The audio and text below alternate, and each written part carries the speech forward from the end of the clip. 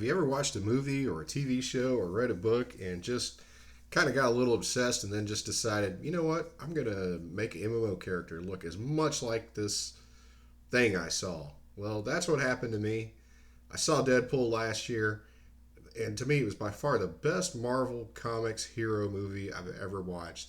The action was good, but it was just really funny, surprisingly funny. I didn't like Ryan Reynolds before, but amazingly, he was really good in it, and I just felt like, as far as that whole comic book movie genre goes, Deadpool is by far the best of them. So it kind of became my deal where I wanted to like emulate the Deadpool character's look and his way of fighting into an MMO that I was playing. So that's what I did. I made a few alterations, but I'll show you, and here we go. Okay, so here's where it started. I was playing a little bit of SWTOR at about the time Deadpool came out, so I was like, all right, I can do this. I can figure this out. But I was playing I had a Marauder going, and I actually created him a long time ago, Taco Ninja. I think he was like probably a 2-year-old character. So I just kind of played it casually. So, but what's funny is the Marauder class in SWTOR is kind of suicidal. It's one of those classes that seems to die a lot. You just pull a lot of aggro and stuff. So it was kind of fitting. But so what I did was I was actually playing in a group one time, and it used to be I was a total purist about using lightsabers, because in SWTOR they actually offer some actual melee standard swords instead of lightsabers. And of course, everybody wants to fly in front of me. Okay, so let me get around. Okay, so anyway. And then I was in a group, and I saw this another Marauder who was using these two swords. I was like, oh, that's perfect. That's what I want. So I bought them in the cartel market, or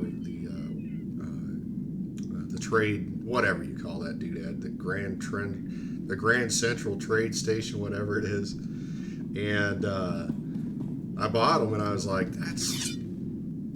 and they extend out. It's so cool. It's really this is a great design. I definitely here again when I made one video earlier about a rifle that BioWare put into the game and did such a good job on. Well, they did a good job here, and they stick to your back. I love it, just like Deadpool. They're not they're a little off center, but it works. So once I got that part right, then I kind of looked around, and let's see if I can. Let me change. I'll show you the items I used. So like the chest, I didn't go for an exact like all red Deadpoolish look. I just wanted to get the general vibe. So I found this item, which is let's see if I can find it. Oh, it's right here.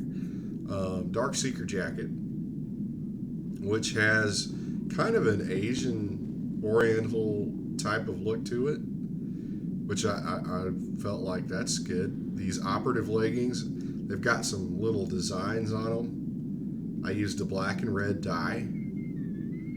None of it was really expensive. And then his arms, I love these basically this piece right here, because these are kind of like glowing parts. They came out a pretty long time ago. They're scaling gauntlets. And they came out of some free content. I can't remember what it was called, but I always liked the glowing red. I think that's a really good look for a character. And then let me just get rid of the UI here. Okay, so I got the pants, the chest. Oh yeah, and his helm. There is another helm that has a very Spider-Man-ish look to it, but I just didn't feel like it was right. And this helm is actually, I think it's kind of expensive on the cartel market, or the GTN, that's what it's called, the GTN, because it has a Boba Fett look to it. I was like, okay, so it gives him kind of a ninja look, kind of a Deadpool look, and a little bit of Boba Fett. I mean, that's like a peanut butter and chocolate. That is a perfect combination of coolness right there. So I just I put it on, and just a great character. It actually makes me want to play it because it looks so cool. And I like this name Taco Ninja. I have to admit, I did pretty good there. So okay, so that's that. I don't want to stay here too long, but that's, this is kind of like the origin story for Viper. So I'm going to cut out of here and head over to Viper. Okay, in January of this year, I bought this little quadcopter at Walmart. Didn't even cost me $50.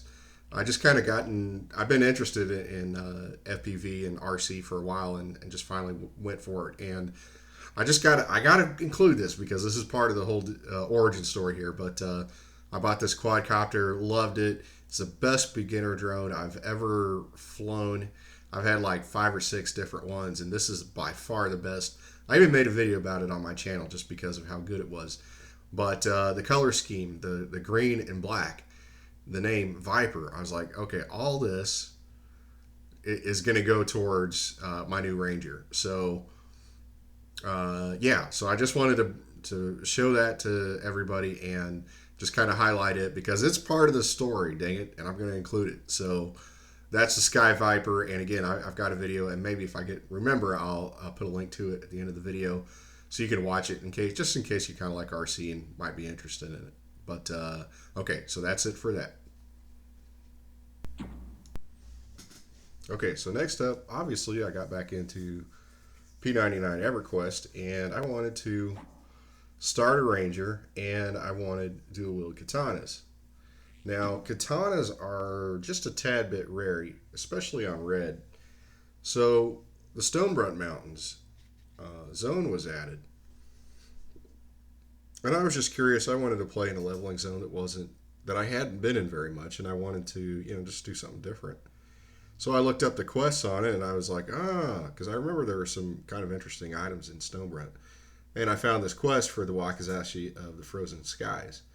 And I was like, aha, that's how I'm going to do it. Now, just so you know, that quest for the Wakizashi of the Frozen Skies, it all hinges on drops of these panda claws. You need 2 of them.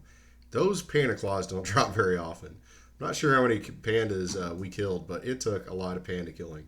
But anyway, I got one, and then later I went back and I got another actually pretty quick. But the Wakizashi it's a low damage weapon, but it has a nice proc that starts at level 20, 81 point proc. And so I was like, okay, so I've got a game plan going. I got the 2 Wakizashis, so now I've got dual katanas. I really wanted to do an all-black deal going. The black and green is good as far as like the Viper color scheme. It's not really what I was looking for. I knew all red, like, Deadpool was totally out of the question, but so I was like, okay, I'll just try some black and green. Of course, they got to put the tree on his chest. That's kind of silly, but so all right, so I did that, and I went and I tried to farm black and iron armor out of what's that?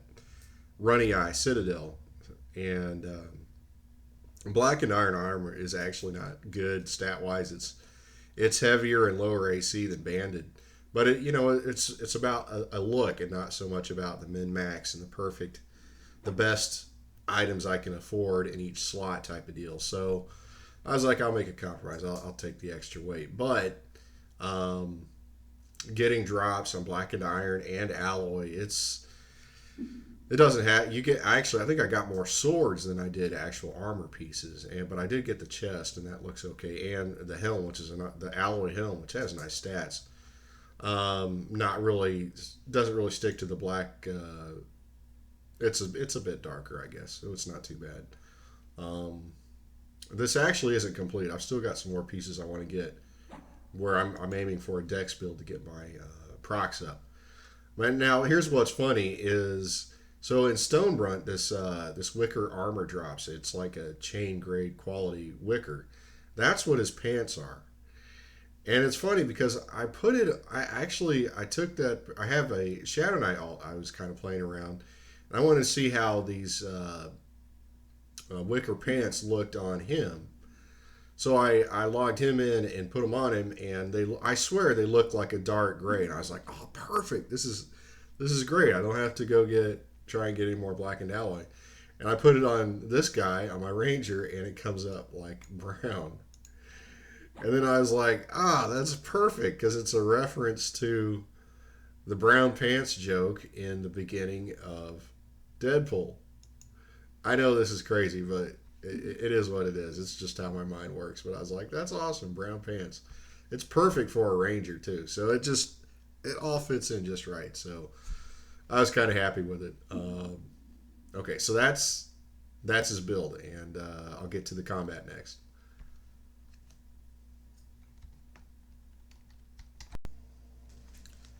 Okay, now we're in Castle Mistmore, my all-time favorite dungeon.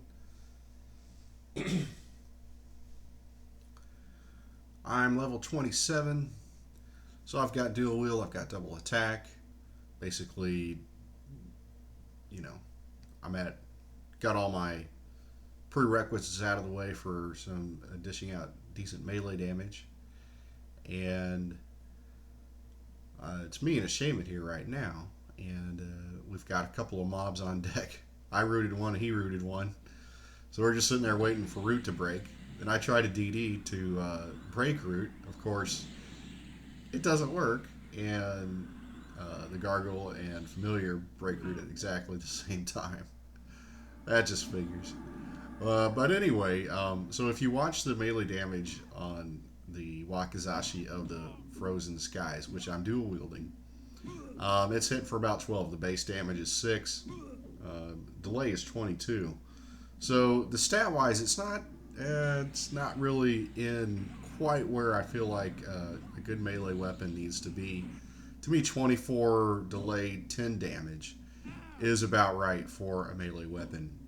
Until you start raiding or you save up a lot of money and do better. That's generally, to me, that's kind of the baseline for about what you need to have for a melee weapon. But it has that proc. It has an 81 point frozen damage, direct damage proc. It's ironic because the shaman is here, and I'm using the same nuke he is, or he's got, only it doesn't cost me any mana.